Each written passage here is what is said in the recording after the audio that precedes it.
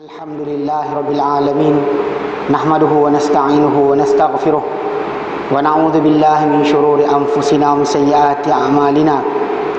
Man yahdihillahu fala mudilla lahu wa man yudlilhu fala hadiya lahu.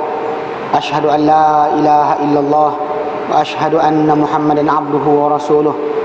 Allahumma salli ala Muhammad wa ala ali Muhammad kama sallaita ala Ibrahim wa ala ali Ibrahim. وبارك على محمد وعلى آل محمد كما باركت على إبراهيم وعلى آل إبراهيم في العالمين إنك حميد مجيد رب اشرح لي صدري ويسر لي أمري واحلل عقدة من لساني يفقهوا قولي أما بعد.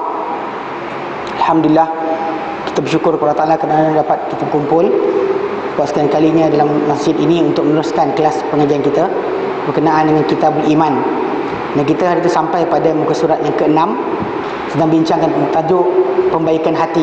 Kerana kita bincangkan iman yang benar adalah iman yang terdiri daripada i'tiqad dengan hati, perlafazan dengan mulut, dan juga perlakuan dengan amal. Itu merangkumi 3 perkara. Dia bukan hanya salah satu perkara saja.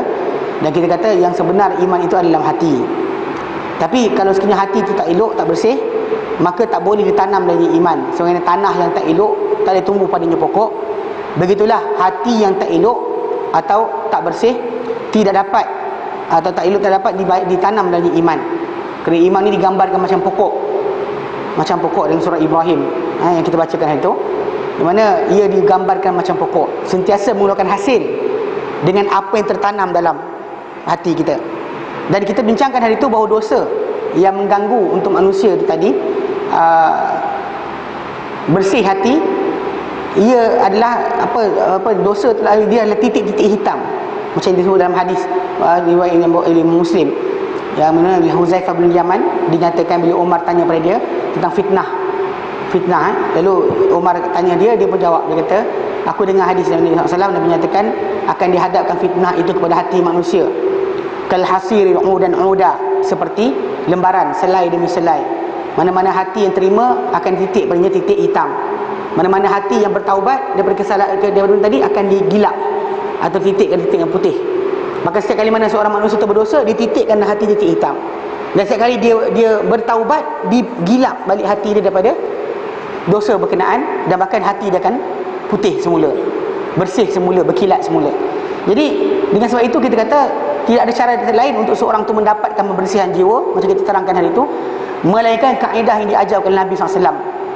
Yang pertama, ibadat yang kita laksanakan. Ibadat yang kita laksanakan harian ini, ia adalah pembersihan dosa. Ini Ramadan tak lama lagi nak datang, pembersihan dosa. Bahkan Nabi kata dalam hadis yang sahih, man shoma Ramadan, berarti puasa Ramadan, imanan wa ihtisaban, kerana beriman, mengharapkan pahala Allah Taala, ghufira lahu ma taqaddam min dzambih, diampunkan apa yang telah lalu daripada dosa-dosa dia. Dan qiyam Ramadan yang akan kita laksanakan nanti, ramai-ramai akan datang masjid solat malam Ramadan, yang perlu dikejar adalah apa yang Nabi sebut. Fadilat kaya ke, anak pandai ke, takkan miskin ke, itu bukan fadilat dia. Fadilat utama yang Nabi berikan adalah man qama Ramadan, bersiapa qiyam Ramadan, imanan, kerana beriman, wahtisaban, mengharap pahala Allah Taala, ghufira lahu ma taqaddam min dzambih, diampunkan apa yang lalu daripada dosa-dosa dia. Semua dosa dia akan diampunkan. Ini yang kita kejar sebenarnya. Bulan pembersihan, bulan penyucian jiwa, penyucian hati kita daripada segala dosa. Jadi memang kita kata tabi'i tendensi macam kisah Adam AS. Kan dia makan buah di pokok yang dilarang oleh Allah Subhanahu Wa Taala, atau dia makan di pokok yang dilarang. Ada kata bukan buah, ada kata daun, wallahu ta'ala alam. Yang penting dia makan buah terlarang. Takkan kita nak kata Adam AS buat kesalahan sebab hati dia kotor. Dia baru jadi, baru sekejap jadi, baru terjadi, tiba-tiba dah kena tipu dengan iblis. Itu je. Bahkan macam menyatakan dalam Al-Quran Karim, dia percaya iblis sebab apa tahu? Dia tak sangka bahawa ada makhluk boleh tipu, bohong dengan sumpah nama Allah, tu je. Jadi sebab dosa itu, kalau tak bertaubat, dia akan titikkan dalam hati kita titik hitam. Manusia bukan tak boleh berdosa, kita boleh berdosa. Kita mana kena berdosa, kita melakukan dosa tadi bukan perkara mustahil. Dah pergi haji 3 kali ke 4 kali ke, buat solat, tak mustahil. Ataupun contoh macam apa, dah hafal Quran, tak berdosa, tak ada. Boleh berdosa lagi, bukan maksum. Yang ada pun yang maksum hanyalah Rasulullah SAW. Rasulullah SAW saja yang maksum, lain tak maksum. Dengan sebab itu kita tahu bahawa kita ada kebarangkalian untuk dosa, dan dosa itu akan titik pada hati kita, titik hitam. Cara dia adalah kita gilakkan, hilangkan. Dengan apa? Amal ibadat, hadiri kelas pengajian, yang malaikat akan doakan keampunan untuk kita, melangkah kaki ke masjid, menghilangkan satu dosa, menambah satu pahala, menaikkan satu darjat. Kan semua sekali ada kait tajuk hilang dosa. Hilang dosa. Dan bahkan yang terbesar sekali adalah apa? Meminta ampun kepada Allah SWT sebenarnya. Mana kita ada kesalahan, minta ampun kepada dia. Mana macam kita kata lapar, makanlah. Sakit, pergilah berubatlah. Dahaga, minumlah air. Berdosa, bertaubatlah. Tunggu apa lagi? Kadang-kadang ditangguh-tangguhkan, tak tahu sampai bila. Nak kata tak kahwin dah. Nak kata tak dapat anak dah. Nak kata pencen dah. Apa lagi tinggal? Kadang-kadang tu ada orang tu ditangguhkan oleh angan-angan syaitan supaya lambat lagi tak apa. Sampailah sekali sebenarnya itu hasil sebenar. Bertaubat itu antara pembersihan total bagi dosa-dosa dalam hati. Masalah jiwa kita ada keinginan nak kaya, nak senang, kan?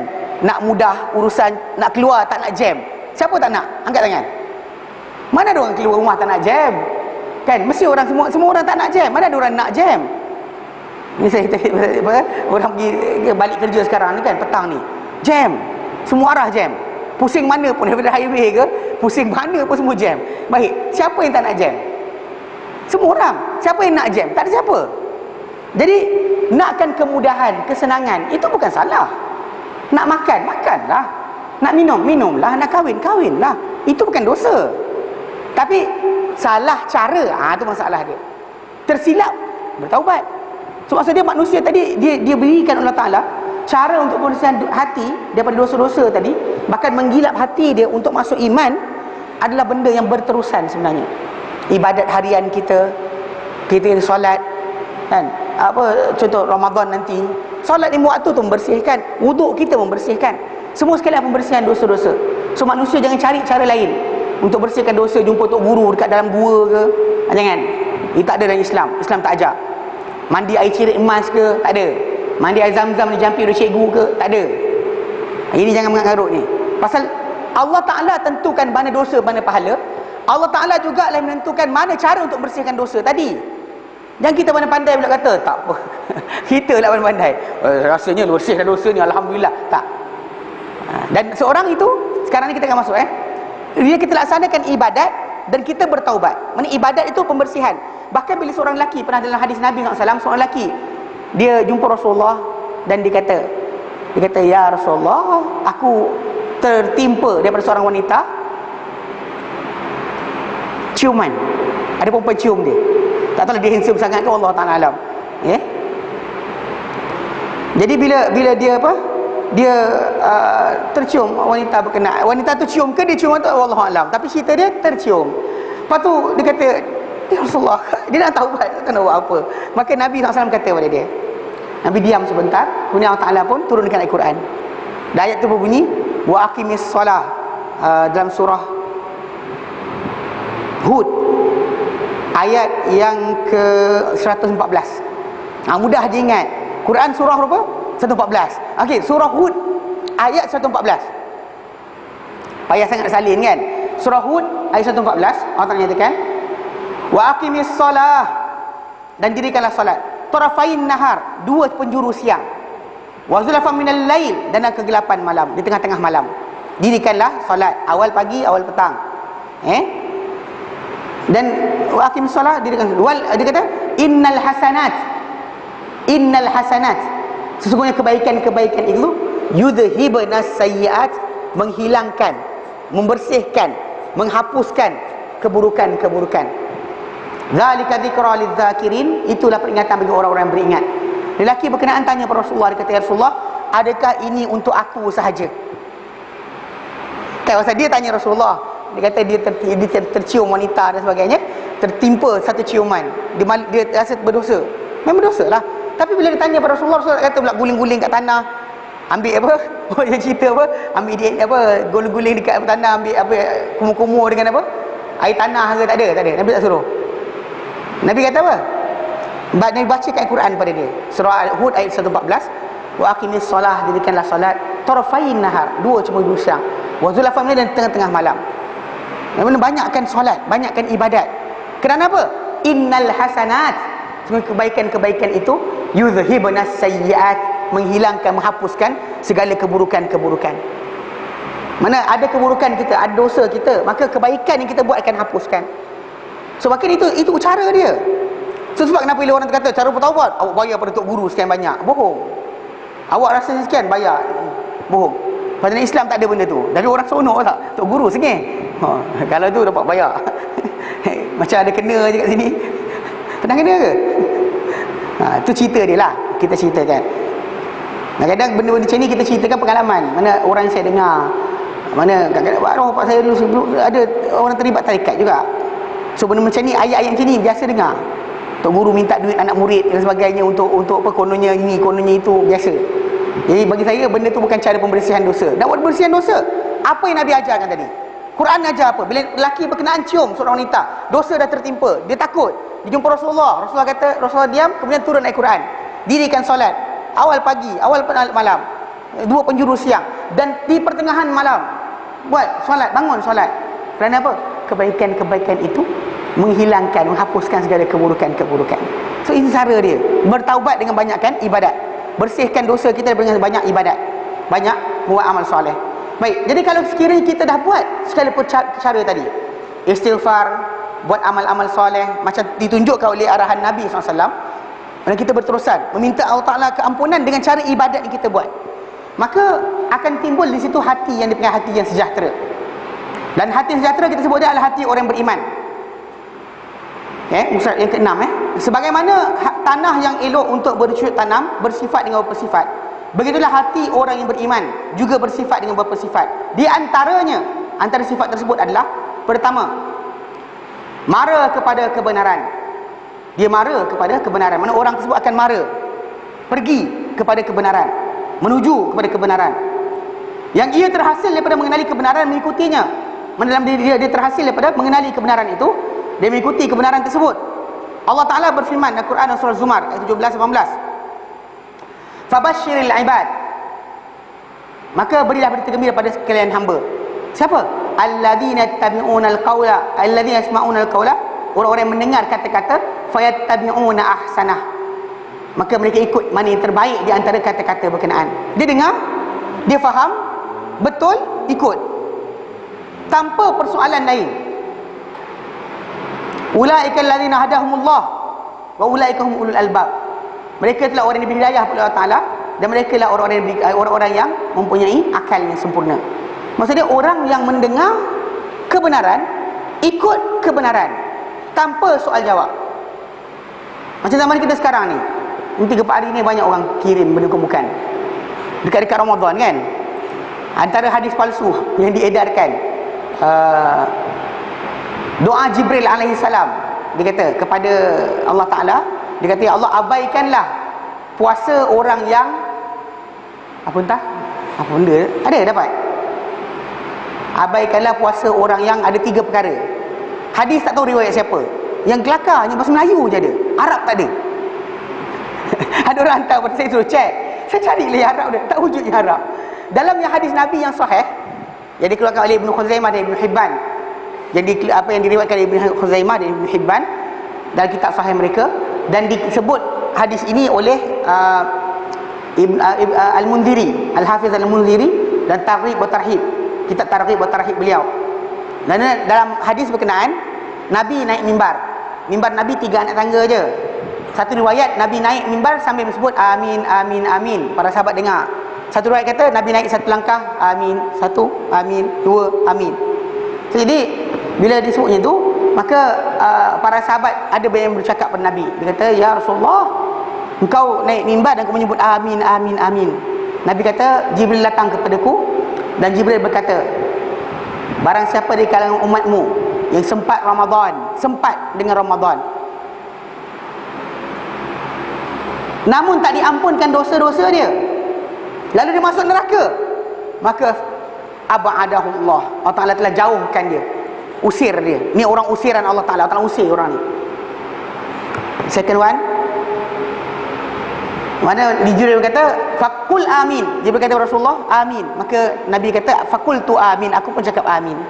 Kemudian yang kedua, Jibril kata ya Muhammad, dia kata man adraka 'alal kibari, barang siapa yang sempat, man adraka walidayhi, barang siapa sempat dengan dua mak bapak dia atau salah seorang, kan, wa falam falam barra yabirruhuma, maka dia tidak buat baik pada dua mak bapak dia, lalu dia mati masuk neraka, fa ab'adahullah, maka dia akan telah jauhkan dia. Wahai Muhammad, kata amin. Nabi pun kata amin. Yang ketiga, dia kata man dzukirta indahu, okay, siapa yang disebut di hadapan dia tentang engkau, hai Muhammad, kemudian falam yusalli alaik, dia tak selawat ke atas engkau, maka kemudian dia mati masuk neraka, maka dia telah dijauhkan oleh Allah Taala daripada dia dihusir oleh Allah Subhanahu Wa Taala. Wahai Muhammad, kata amin. Muhammad Rasulullah kata pun amin sallallahu alaihi wasallam. Nabi kata amin. Itu yang sahihnya. Yang rekaan tu jap. Ni seronok agak baca macam ni. Ada kalanya seronok, tapi satu kerja lah pula. Yang lawaknya tadi orang mengedarkan tak kisah tanggungjawab berkenaan edaran hadis-hadis yang palsu ni, yang tak ada hadis daripada ajaran Rasulullah SAW. Memanglah kita niat baik, kita ada intention baik, tapi jangan reka-reka bohong atas nama Rasulullah. Ada orang saya dengar cerita ustaz, dia kata apalah sibuk sangat tentang orang baca hadis-hadis palsu ke hadis bohong ke hadis dhaif ke, dia kata hadis dhaif ke, apa masalahnya? Kan, kerana apa? Kerana baik tegur orang yang buat mungkar daripada tegur orang sibuk tentang hadis yang dhaif. Sebenarnya ada beza. Orang yang buat salah, dosa seorang-seorang, dia dosa seorang-seorang, dia tak pergi infect pada orang lain dengan direct. Dia makan haram ke, dia makan riba ke, dia sekian ke, dia minum arak ke, dia seorang-seorang. Tapi bila orang tu menipu atas nama Rasulullah, impact dia besar. Contoh macam orang tu menipu berkenaan dengan tajuk, contoh guru mursyid dan sebagainya, yang patut diberikan hadiah oleh anak murid, katakan dia bohong hadis itu. Lepas tu anak murid punya harta semua dapat kat dia. Tak gila? Ini kita kata benda yang tak boleh berlaku dalam masyarakat kita, pasal rosak negara dengan sebab hadiah palsu. Negara boleh rosak. Amalan-amalan yang pelik dan sebagainya akan timbul, mengagungkan orang tertentu, mengagungkan kubur dan sebagainya akan timbul kalau sekiranya orang tu beramal kan hadiah palsu. Itu kita kata beza dia. Bahkan yang disebarkan adalah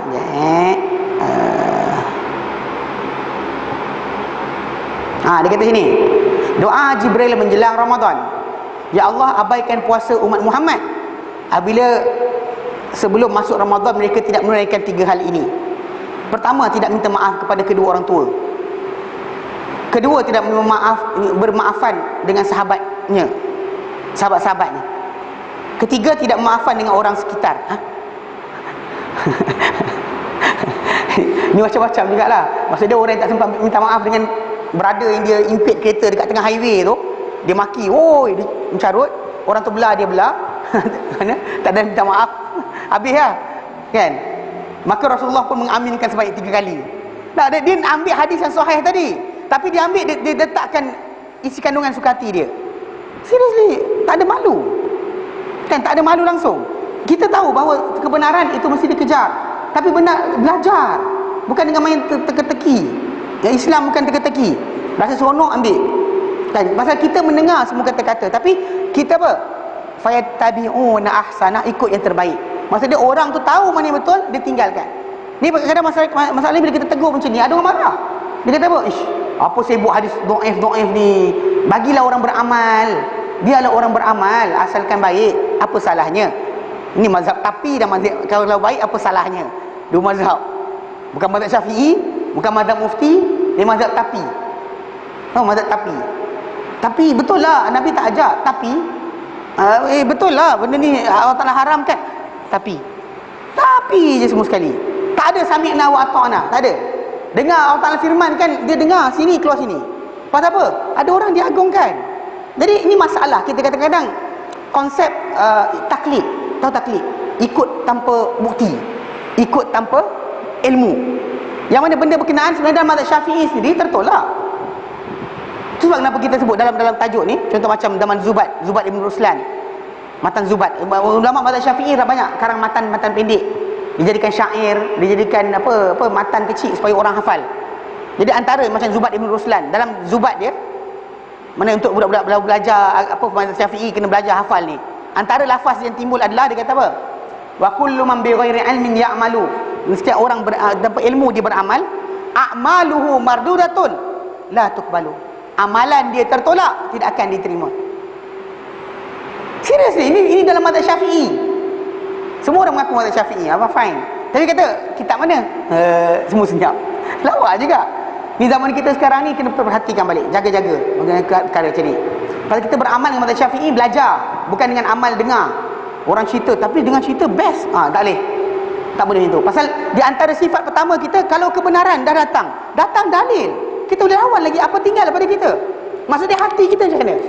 Pasal pertama sekali, kita faham untuk iman itu masuk, banyak sangat benda yang tak masuk akal.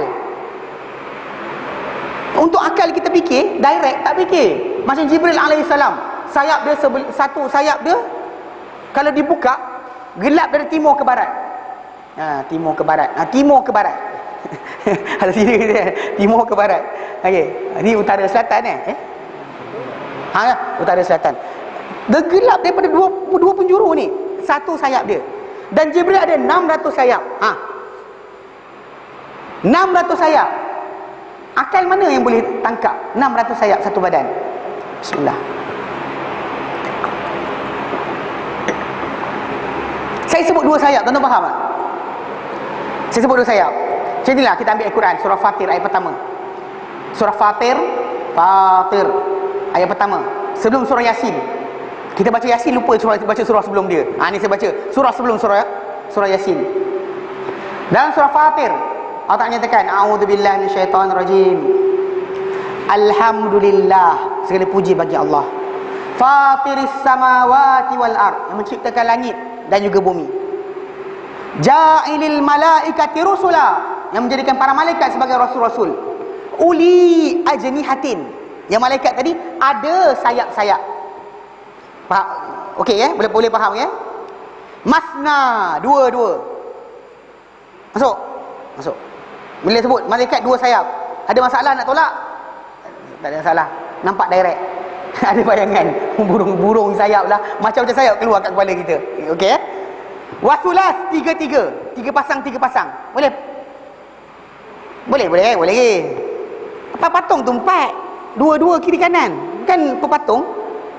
Kalau pepatung kelekatu pula, bukan kelekatu. Pepatung lah. Dragonfly. Bahasa Inggeris dia dragonfly. Orang segambut pakai bahasa Inggeris, dragonfly. Maksud dia kan 2. So bila saya sebut, Allah Ta'ala kata masna, 2. Nampak? Wasulas 3. Waruba 4. Nampak lagi Allah Ta'ala kata yazidu fil khalqi ma yasha. Dia tambahkan pada ciptaan apa dia nak. Dan kita refer hadis Nabi dalam Bukhari. Nabi kata apa? Aku lihat Jibril di atas rupa yang asal. Bahkan Nabi pengsan. Nabi tengok Jibril, Nabi pengsan. Aku lihat Jibril atas rupanya asal. Dia ada 600 sayap. Bayang. Pejam mata, celik mata. Mana? Macam mana 600 sayap? Siapa boleh lukis saya bagi hadiah? Tuan-tuan faham 600? Faham sayap? 600 sayap per satu badan. Bayang. Kalau banyak sangat macam bola. Kalau banyak sangat satu badan tu, kalau penuh macam bola tutup dia. So tuan-tuan tengok macam mana.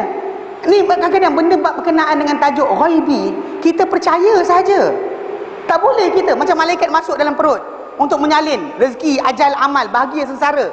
Ataupun dalam Sahih Muslim, dalam Huzaifah bin Asid, datang malaikat bentuk rupa pada hari ke-42. Hari idza marra bin fatih sintan wa arba'una lailah, bila berlalu pada janin 42 malam, ba'atsallahu ilaiha, malaikat akan utus pada malaikat, fasawwaraha, malaikat terbentuk rupa dia. Wa khalaqa sam'aha wa basaraha, malaikat tu buat pendengaran dia, penglihatan dia.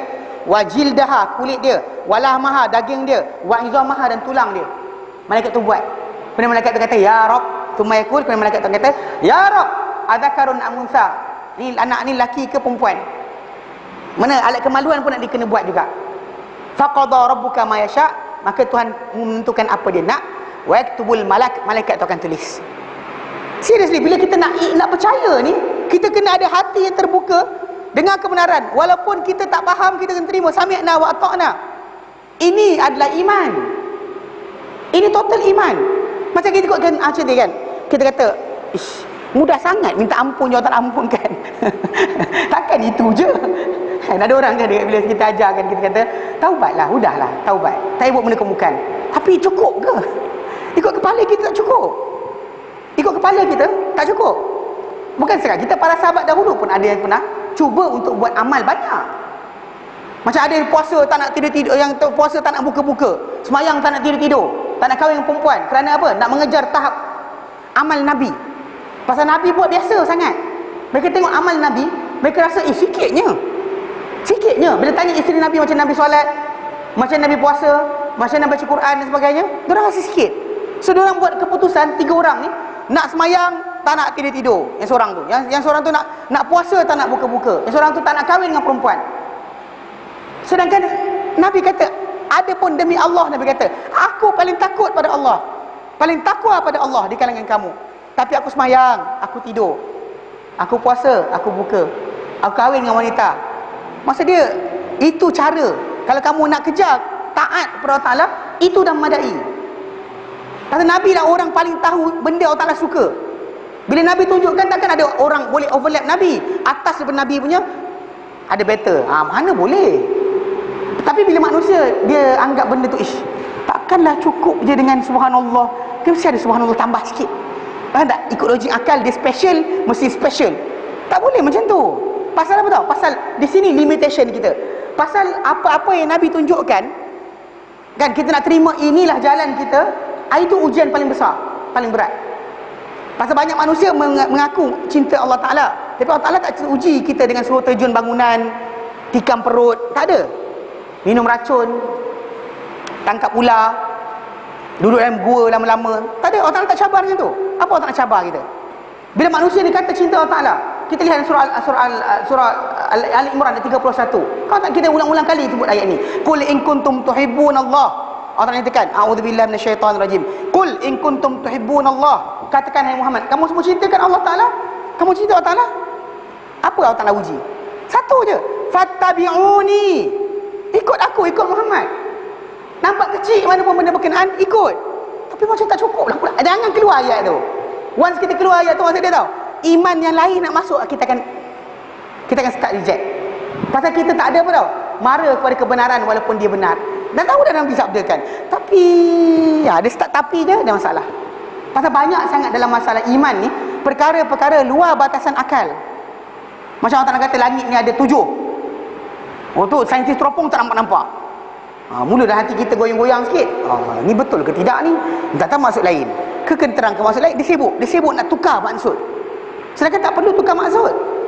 Kita tak ada ilmu pasal yang bintang kita nampak ni ikut Al-Quranul Karim, baru hiasan langit pertama. Setakat ini ahli sains tak pernah keluar di kawasan bintang. Teropong mana pun bintang tak lepas lagi. Ikut Al-Quranul Karim, Allah nyatakan, wa zayyana as-samaa'a ad-dunya bimasabiha wa hifza. Dan kami hiaskan langit yang paling rendah, dengan bintang-bintang, dengan masabih, dengan lampu-lampu, wa hifza, dan dengan pengawal-pengawal. Allah Ta'ala sebut dah. Surah Al-Mulk, wa ja'alna wa zayyanaha bimasabiha wa ja'alnaha rujuman lisyayatin. Ni dekat kawasan ini, mana tuan-tuan nampak bintang tu masih lagi langit pertama punya hiasan. Kita macam tapi stop situ. Pasal apa? Di sini batasan iman. Logik akal, yang saya kata nak potong tangan orang mencuri. Kalau iman kita kuat tak boleh. Kita akan ada argument. Kesianlah orang mencuri ni punya anak bini lepas ni, malu dia depan orang ramai. Allah Ta'ala tak reti ke? Itu soalan nak tanya. Allah Ta'ala tak reti. Kita lagi pandai. Allah Ta'ala yang menurunkan Quran pada kita untuk kita beriman. Kita lagi pandai. Kita akan soal dulu. Ini masalah.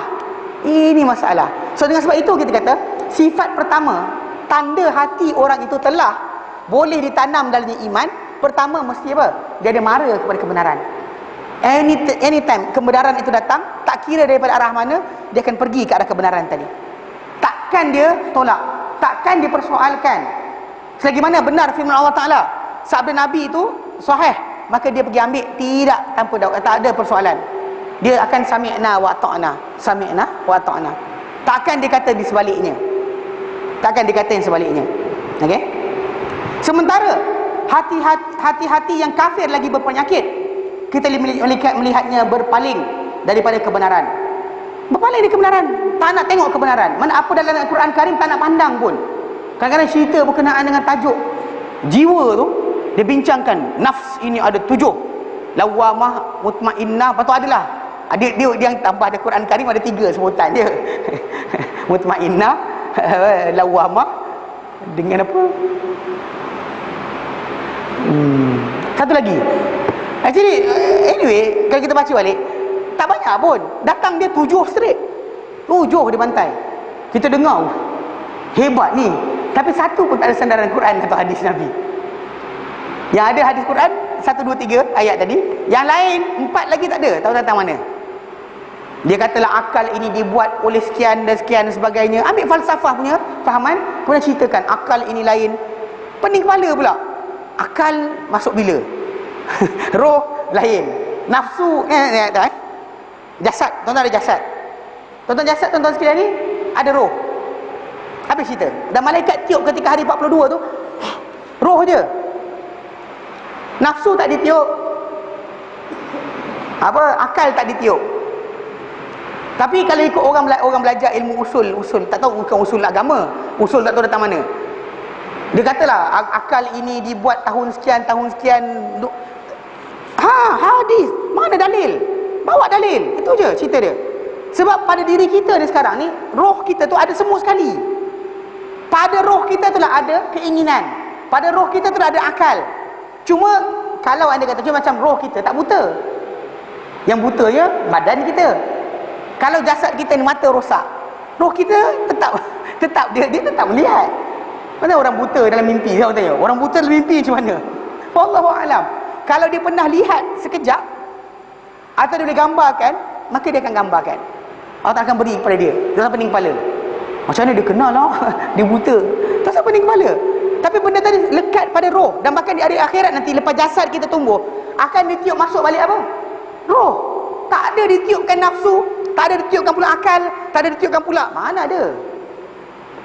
Pasal apa? Pasal bila berasal pada dalil, dia limited pada 2 je. Kalau anda buka dalil, anda jumpa 2 benda je. Anda buka bukan dalil, anda jumpa macam-macam. Ini masalah dia. Tapi bila kita kata balik pada dalil.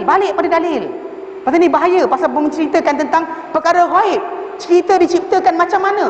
Takkan kita nak masuk, nak campur dalam urusan tadi. Bila Allah Ta'ala larang kita mengambil iblis dan sekuncu-kuncu dia sebagai sekutu selain Allah Ta'ala. Allah Ta'ala sebut dalam surah Al-Kahfi ayat 51. Allah Ta'ala nyatakan ayat 50, Allah Ta'ala nyatakan a'udzubillahi minasyaitanir rajim. Wa idh qulna lil malaikati isjudu li adama fasajadu illa iblis. Dan ingatlah tatkala mana kami mengatakan kepada para malaikat, sujudlah kamu semua pada Adam, maka mereka sujud kecuali iblis. Mereka semua sujud kecuali iblis. Kana minal jinni, dia adalah kalangan jin. Fa fasaqa an amr rabbih, maka dia menentang daripada arahan Tuhannya.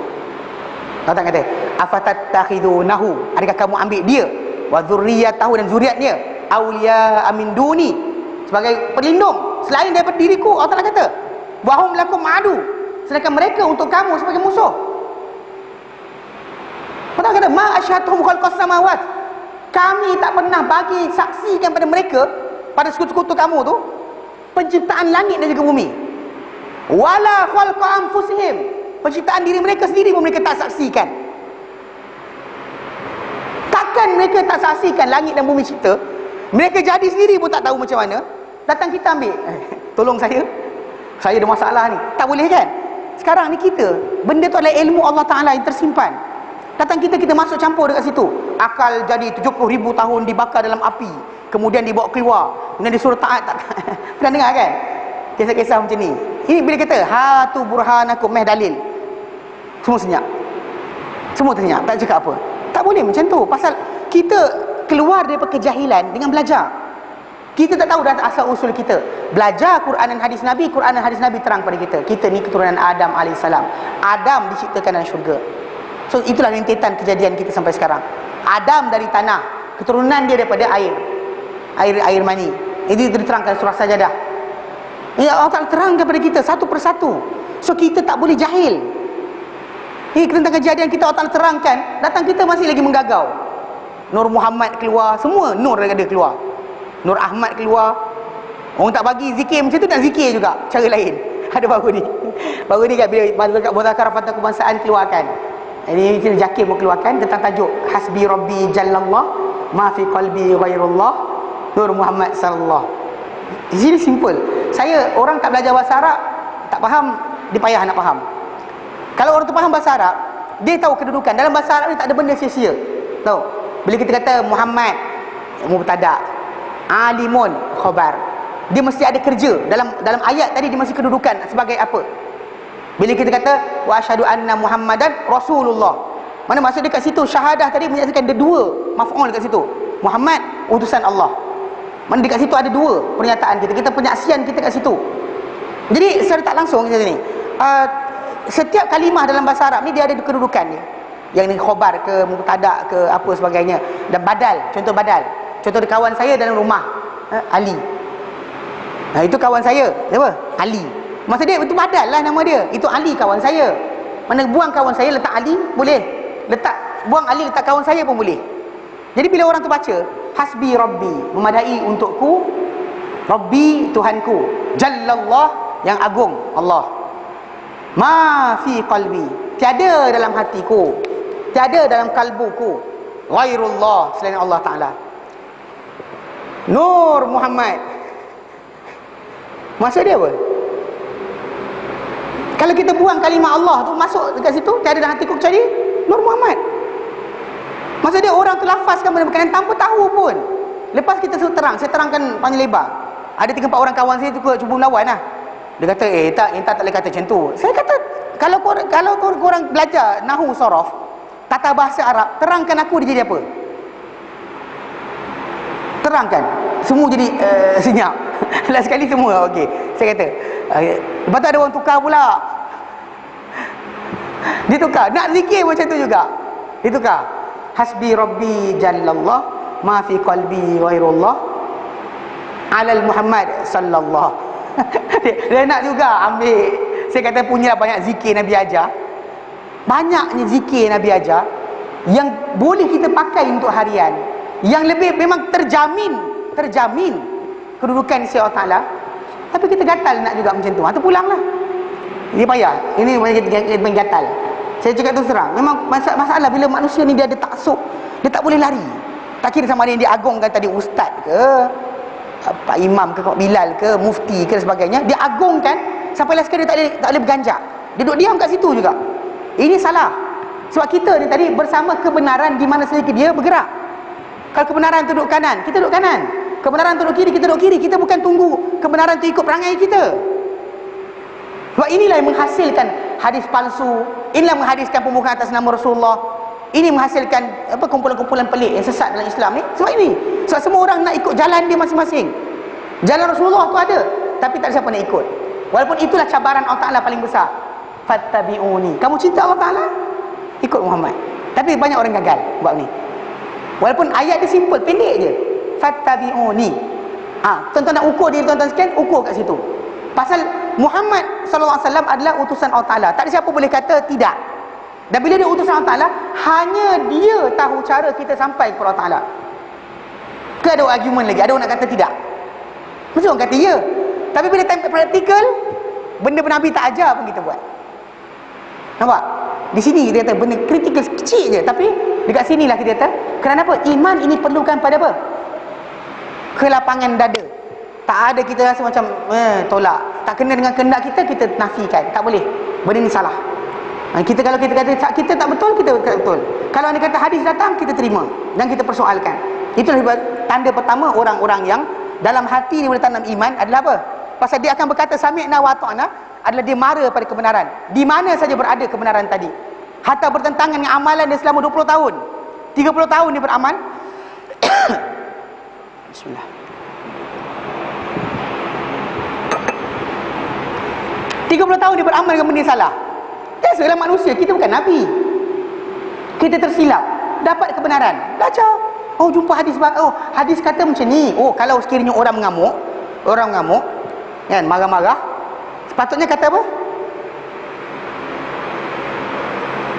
Ke takut salah? Cakap je tak apa. Ke nak bagi hadiah? Jumpa orang tengah mengamuk, apa nak buat? A, lempang dia. B, nasihatkan dia. Apa patut kita nasihat? Banyak masyarakat kita akan sebut kata mengucap. Betul? Mengucap. Itu untuk orang mati. Orang mati, orang yang nazak tu, itu kita ajarkan. La ilaha illallah. Ajar dia itu. Pasal orang tu nazak. Nabi kata laqinu mautakum la ilaha illallah. Ajarkan, talqinkan orang nak mati di kanan kamu dengan la ilaha illallah. Itu maksud dia. Habis? Yang apa? Istighfar. Astagfirullahalazim. Dia nak marah, astagfirullahalazim. Salah.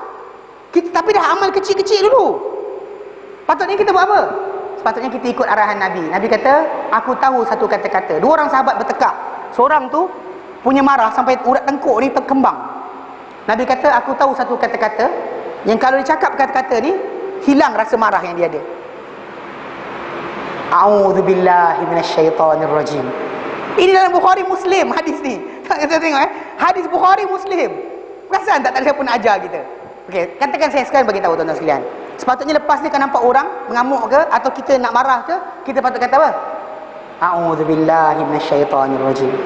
A'udzubillahi minasyaitonirrajim. Itu ajaran Nabi. Baik, kalau lupa barang. Lupa barang. Tak ingat barang hilang. Nak cakap apa?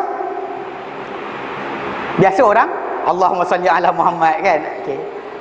Tengok dalam Quran. Ini Al-Quran aja. Ni kata kalau saya kata Al-Quran aja. Buka surah Al-Kahfi.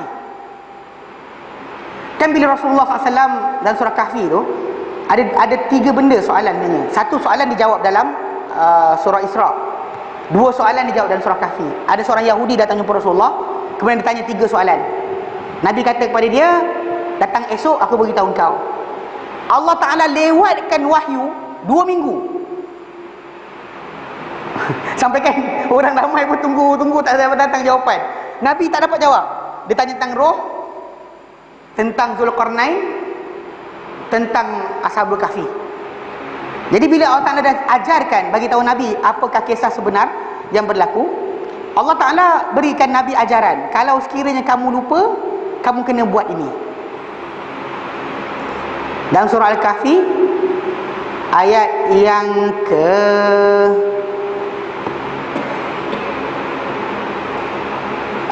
ayat ke 23, 24. Ayat 23, 24. Okey. Kalau Nabi cakap datang besok aku bagi tahu, maka Allah Ta'ala lewatkan wahyu supaya Nabi sedar. Dan Allah Ta'ala berikan cara. Kalau lupa apa patut buat. Okey, dengar.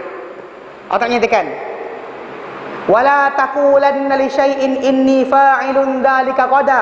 Jangan kamu kata kamu nak buat satu perkara esok, inni fa'ilun dzalika qada, melainkan kau kena sebut illa ayyasha Allah, jika dikehendaki oleh Allah Ta'ala. Maksudnya kena sebut insya-Allah. Anything kita buat nak cakap insya-Allah. Jangan kita kata besok saya akan buat. Tak, jangan. Kena lapik. Kemudian wadhkur rabbaka idza nasit. Wadhkur, dan ingatlah rabbaka, Tuhanmu, idza nasit, bila kamu terlupa. Meaning that kalau anda terlupa tentang barang dan sebagainya, anda kena la ilaha illallah, la ilaha. Kena ingat Allah. Pasal ini ajaran Al-Quran. Tapi ustaz lain ajar selawat ke atas Nabi, ada fadilat kelebihan. Soalan, Nabi ajar? Nabi tak ajar. Allah Ta'ala ajar Nabi apa? Ingat Allah bila terlupa. Datang kita tak faham tak? Benda ni dah dibuat puluhan tahun. Sekarang saya kata nak tukar. Kalau ni kata orang tu dia ada kelapangan dada dia untuk terima kebenaran. Ni kebenaran. Saya tak datang cakap dengan suka hati saya. Saya datangkan dengan dalil. Mana dalil daripada Nabi SAW, ajaran Nabi. Kalau lupa, ingat Allah. Kalau marah, apa? Ha?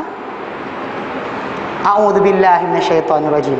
Kalau dengar orang mati, Al-Fatihah. Tak, Nabi tak ajar macam tu. Bila dengar orang mati, Nabi istirja, inna lillahi wa inna ilaihi raji'un.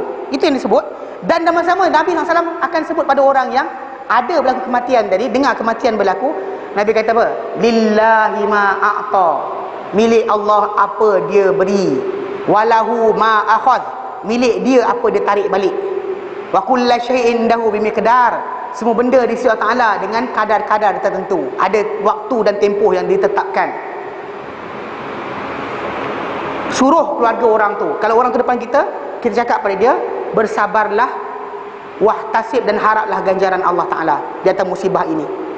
Maksudnya kita cakap macam tu, ini ajaran Nabi. Ajaran orang lain tak tahulah kan. Bila ada mati, Al-Fatihah, ini kita biasa. Tapi kalau saya kata bak dalil, orang tak diam, semua diam, everybody akan diam. Kalau yang Nabi ajarkan, bila kita dengar orang meninggal, kita kena sebut tadi, jumpa orang tersebut, kita jumpa takziah dengan keluarga dia, cakap lillahi ma'ata. Ataupun bahkan kita dengar Allah maghfir lahu warhamhu, ya Allah ampunkanlah dia. Ini doa, ini cara kita. Pasal orang mati itu perlukan keselamatan. Keselamatan yang paling besar adalah apa? Doa kita. Doa dia untuk apa? Keampunan. Dia tak perlukan pahala baru, dia perlu keampunan, diampunkan dosa dia. Ada satu kebaikan saja tertulis, dia akan lepas. Kalau tak diampunkan dosa dia, dia bawa punya banyak zikir tahlil orang bagi, tapi dosa tak diampunkan, dia akan hangus dalam neraka. Kena ingat benda ni, dia ada beza. Pasal keampunan tu paling besar tu Nabi doakan untuk orang mati. Apa Nabi doakan? Allahumma ighfir lahu warhamhu wa'afihi. Sahabat yang riwayatkan hadis tu dia kata apa? Sampaikan aku dengar doa tu, aku harap akulah mayat itu. Aku harap akulah mayat itu. Bila dengar sedap sangat Nabi doa untuk mayat tu, semua yang dia kata, yang dengar tu, kalau boleh akulah mayat ini, aku harap akulah mayat ini berkenaan. Itu beza, nampak tak? Ajaran yang benar dengan ajaran rekaan. Tak boleh. Jadi, tengok sini. Siapa-siapa yang dalam hati dia boleh tanam iman dengan mudah adalah orang yang bila dengar, dia tak kira masalah. Tapi kadang-kadang orang kata, ustaz ni Wahabi ni, dia tak ni lah, betul lah dia cakap tu, tapi takkanlah Pak Imam kita tak tahu, takkanlah Bilal kita tak reti, takkanlah ustaz-ustaz dan juga mufti kita tak reti dan sebagainya. Saya kata mudah je, datangkan dalil. Islam ini bukan ikut orang, manusia, bukan ikut manusia, bukan ikut setempat. Pasal Islam itu adalah Quran dan Sunnah serta amalan-amalan para sahabat Nabi SAW. Maka kalau dia kata orang tu kata Islam tu Quran, Sunnah dan apa tok guru saya kata, dan masalah lah. Faham tak? Jadi sebab itu kita kata, dia kata kat sini orang yang apa hati dia ada penyakit, dia kekal jahil, tidak mendapat petunjuk kepada kebenaran. Berfirman Allah Ta'ala dalam surah Al-An'am ayat yang keempat, Al-An'am ayat yang keempat, Allah Ta'ala nyatakan tentang mereka ni, A'udzubillahi minasyaitonirrajim. Wa ma ta'tihim min ayatin min ayati rabbihim illa kanu anha mu'ridin. Dan tidak datang kepada mereka sebarang tanda dari tanda-tanda Tuhanmu, Tuhan mereka, tanda Tuhan mereka. Tidak datang kepada mereka sebarang tanda dari tanda Tuhan mereka illa kanu anha mu'ridin, kecuali mereka daripadanya mereka akan berpaling. So kita boleh buat apalah. Kalau orang tu hati dia tak ada penyakit, dia akan mudah dengar je sami'na wa ata'na, sami'na wa ata'na, tanpa persoalan.